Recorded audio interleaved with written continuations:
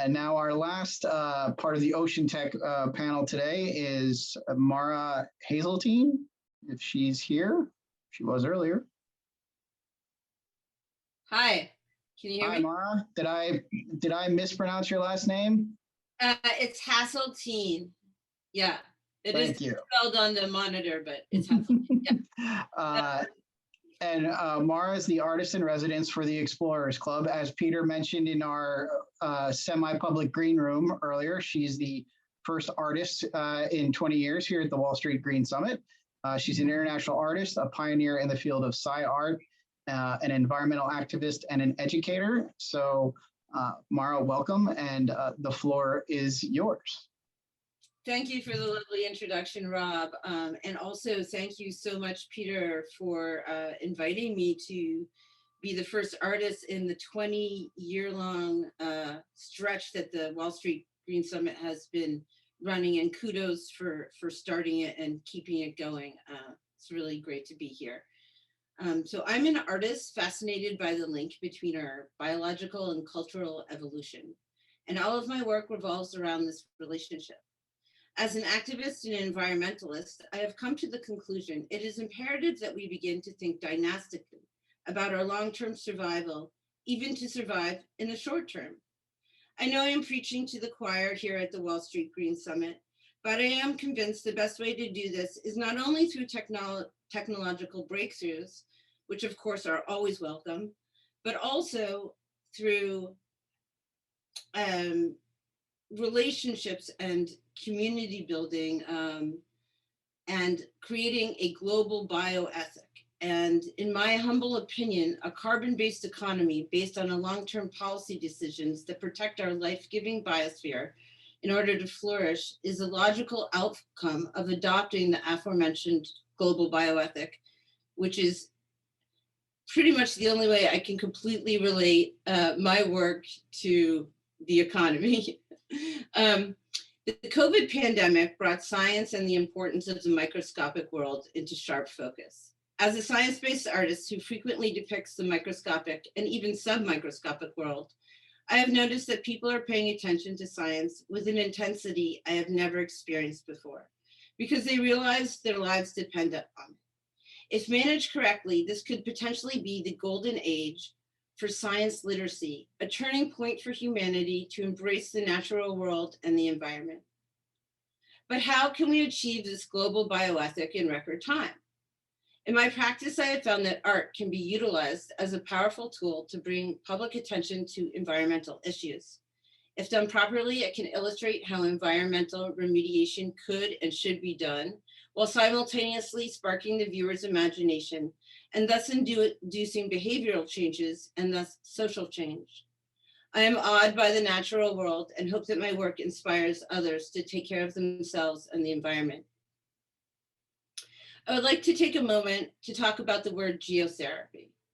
It has had an incredible impact on my work, and I would also like to thank my mentor, Dr. Tom Garreau, the director of the Global Coral Reef Alliance, a marine biologist and atmospheric scientist who is super involved in the United Nations, and in fact has just partnered with the Small Island Developing States.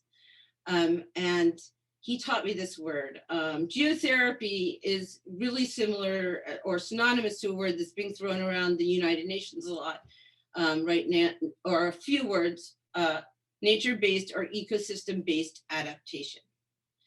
So that's what people are calling the word geotherapy, just so you know, if you've probably heard those words if you've been hanging around the UN climate changes at all, negotiation talks at all. Both are a step beyond just traditional conservation and utilize processes by which the Earth's own natural methods for restoration are utilized. Geotherapy was a word first coined in 1991 by a team of concerned scientists in a panel discussion on May 17th at the conference at the University Claude Bernard in Lyon, France. Well, it was the CRNS conference. And they wrote a declaration, which I take every opportunity possible to read. So I'm going to take this one as well. And here it goes. Accelerating environmental degradation threatens the habitability of the biosphere. We believe that corrective action is possible and urgent. Our goal is long-term survival in an acceptably maintained ecosystem. We as human beings take full responsibility for our actions by not sacrificing natural resources for short-term gains and by working to make the world a better living place. This choice will influence our biological and cultural evolution. We cannot avoid it without grave consequences. A global bioethics should further develop and guide and motivate geotherapy in our cultural evolution. A root problem is excessive demographic growth. The Earth's carrying capacity is being exceeded. With the present style patterns of development, pollution of all kinds will increase as long as population increases. We declare that scientists, but I changed it to people, that's the only edit I've ever made on this document, of all walks of life should adopt the aforementioned goals and participate in meeting at all levels to apply these principles. So that's exactly what we're doing here today. And that's why I'm so thrilled to be here. So I took this last part of the declaration very seriously, and the piece behind me, and actually in front of me as well, is called the Rococo Coco Reef, and it's a prototype artwork for the Geotherapy Institute for Art and Field Sciences, which I am founding this year. And the project is meant to be scaled up and eventually have multiple sites. The goal is to create long-term, multi-generational, symbiotic relationship with the ecosystem, in this case, coral reefs, which are the canary in the coal mine for anthropogenic climate change. It is novel not only because it is an artwork and an ecotourist site depicting the shape of a unicellular coccolithophore plankton. I chose this microscopic muse because of their vital role in regulating the Earth's atmosphere. They create an albedo effect, cooling the atmosphere as light scatters on their surface. They create a lot of oxygen, and when they die, they sink to the bottom of the ocean and sequester calcium carbonate.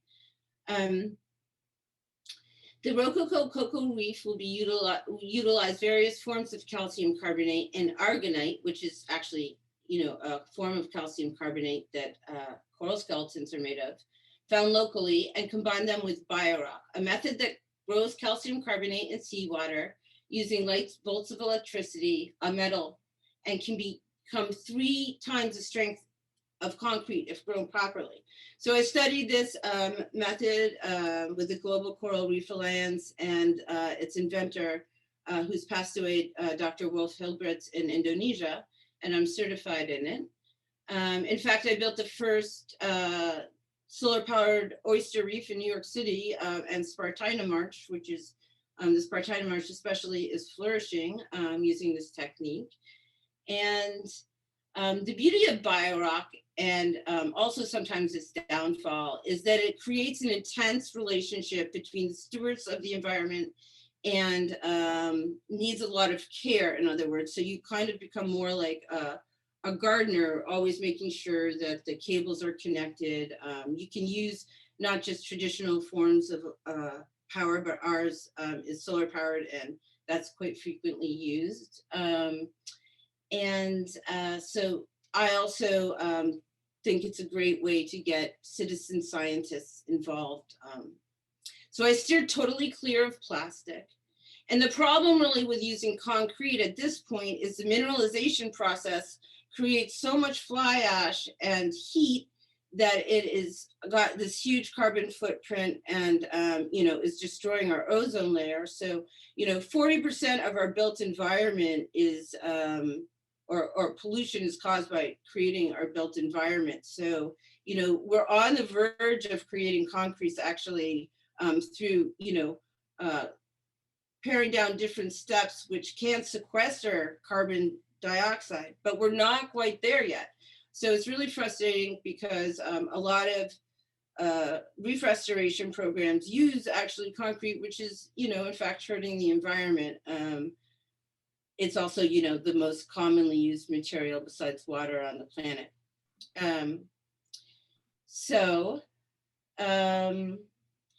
In other words, technology is there. We just need to use a variety of techniques. And what I've learned with, the breakthroughs in science that have happened in such rapid progression this past year in terms of vaccines for COVID is we can do it. I agree with Greta, the young Greta Thunberg, the young environmentalist, who says, I don't need to train to be a climate scientist.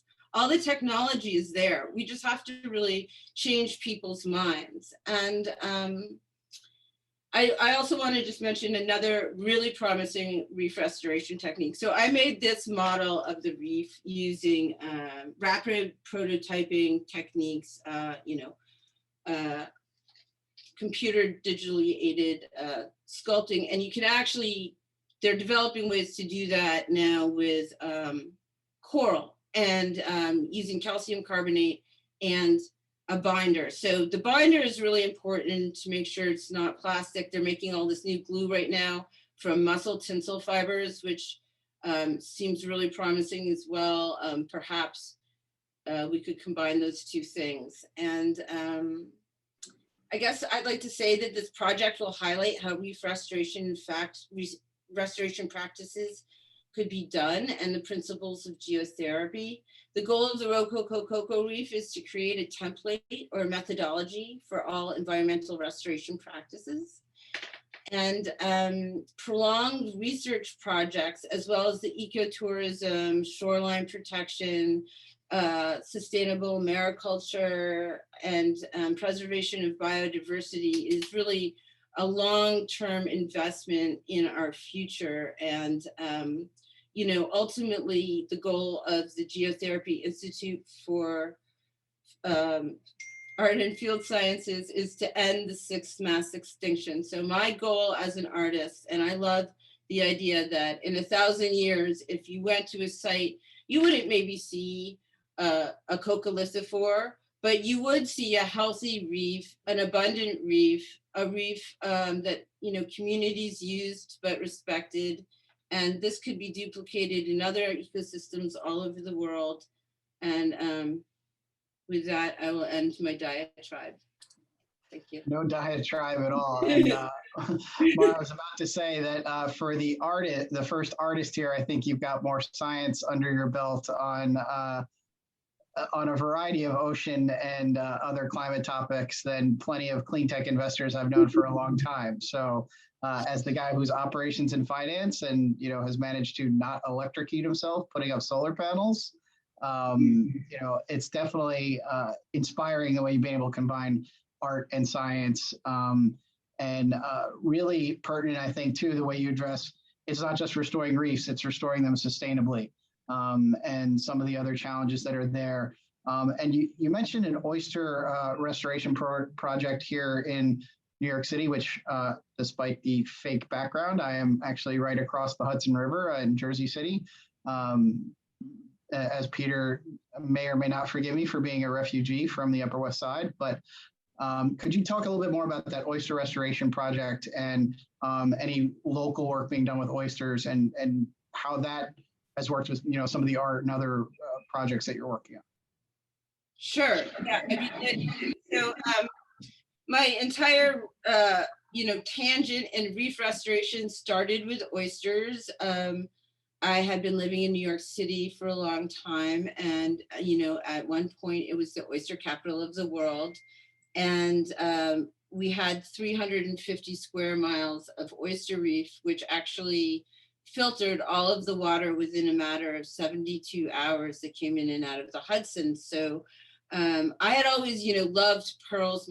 Actually, my family was in the pearl business and in Kobe, Japan, and so I love oysters, and so I was really looking for a natural water filter.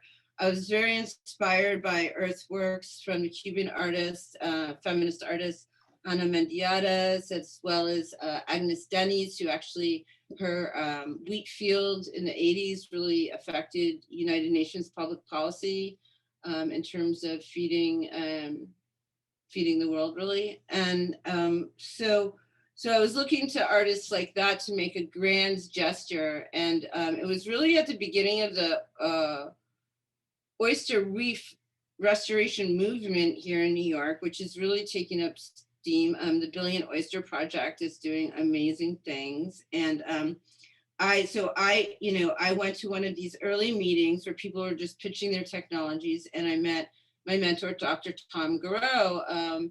I think this must have been back in like 2006 or something. And I went on this wild adventure to Indonesia and learned this reef restoration technique, and came back here and we did a pilot project, which is still running. I'm planning actually on doing more work in oysters. The big news is, yes, I am getting back into oysters, and I have some top secret stuff in the works. So stay tuned. We're going to publish, and it's really exciting. I'm so happy to be back in the oyster world. Well, that's exciting, and the Wall Street Green Forum, a great place for big reveals whenever that's ready. Maybe this plays into that. The question from Brian again in the audience, tying into the very fringes of where I have any knowledge, is the non-fungible tokens for art that crypto investors have been using as an investment. And you think that's something that could work with your art and your reef restoration projects, kind of bringing together what many people might criticize as far as the entire cryptocurrency industry and its potential negative environmental impacts as ways to at least have an impact, a secondary positive impact. Any thoughts on that? Well, as an artist, and I work a lot digitally, the NFT thing has been fascinating. I feel like, in a lot of ways, it's, a big, to the entire art world, and the fact that, Beeple's $69 million deal, I mean, in a way, it was kind of in poor taste, honestly, because we are suffering a global pandemic right now, and to play sort of money pranks with art is weird. On the other hand, it's really empowered artists. I know a lot of digital artists who had no way of verifying their work before, and it's really kind of, it's a stunt. At this point, it's a stunt. I think the artist can make a lot of money right now on it. So would I do an NFT to make $1 million to build the Coco? I think that was the general gist of the question. Yeah. And hey, just because it's a stunt doesn't mean it can't be put to good use, I think might be the I think so, right. So I think, morally, I don't, trust me, I have been weighing this question. Is it actually morally okay to do that if you're doing something for the community and the environment? And I think it depends on the amount of money. It would have to be a lot of money for me to do that. Fair enough, and I think so much money that I could do a lot of good. And Mara, I think that's actually a great way to end the Ocean Tech session. Well, thank you. Because no, I think as somebody who's worked in this sector a long time, I moved the clean tech from nonprofits. You want to do well and do good, as they say, and multiple win scenarios. But some things do have trade-offs, and not everything's the easiest or cleanest transition. And how to, financing things now versus how you're doing it 15 or 20 years ago, getting that transition in. Can be a little bit of a challenge. So I think, like you said, it's a little maybe a stunt and something where I don't have a lot of expertise, but this is the perfect example of how some innovative finance things could be put to good use or not, depending on how we go. So Mara, thank you so much for the time. It was a pleasure having the first artist here at the 20th Wall Street Green Summit. And I'm sure stick around. It sounded like a lot of people wanted to get your contact info. So if you wanted to give that a shout out or put it in the chat for everyone. Sure, I'll put it in the chat right now. And thank you, Peter. And thank you, Rob. Have a beautiful day, you guys. Bye-bye. You too.